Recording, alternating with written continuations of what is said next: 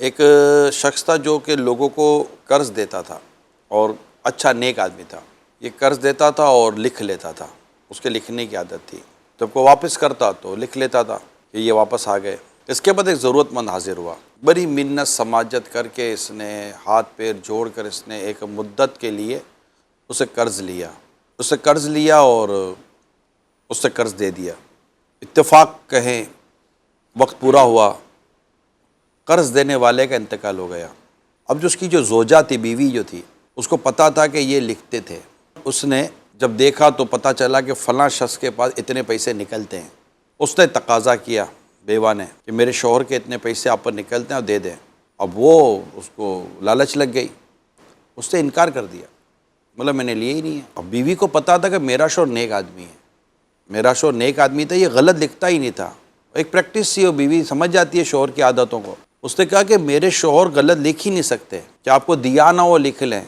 उसने काफ़ी टाल मटोल करने की कोशिश, जब अल्लाह के का प्रेशर बढ़ा कि हाँ याद आया मैंने वापस कर दिए हैं। तो बोला वापस किए तो लिखे हुए क्यों नहीं है? अच्छा अब वापस कर दिए, पर लोग कहे कि यार वापस कर दिए होंगे, हो सकता है उनको लिखना रह गया हो।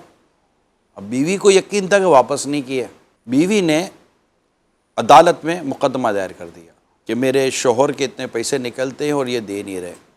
काजी ने जब सुनवाई की तो जो नतीजा निकला वो ये था कि औरत के पास सिवाय इस तहरीर के कोई गवाह ना था।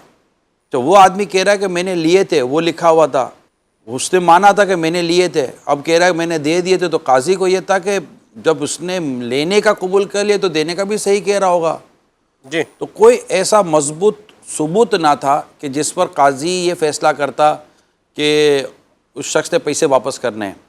तो खैर उसने झूठ बोला और नतीजा ये निकला कि जो रकम थी वो मतलब साबित नहीं हुई और आदमी के हक़ में फ़ैसला हो गया।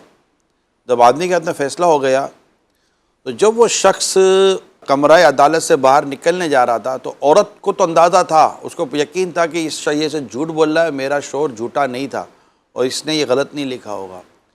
उसने अपने रब के हुज़ूर हाथ उठाकर ये बद्दुआ की कि या रब करीम तू जानता है क्या सच है क्या गलत है, इस शख्स ने मेरा हक़ खाया है, झूठ बोला है, या अल्लाह तू इसे इबरत का निशान बना।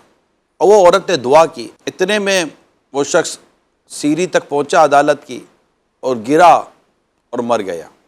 लोगों को भी बड़ी हैरत हुई। लोगों ने जब इस औरत से रब्ता किया तो उसने कहा कि मैंने ये बद्दुआ की थी उसके लिए और अल्लाह ताला ने मेरी ये दुआ सुन ली।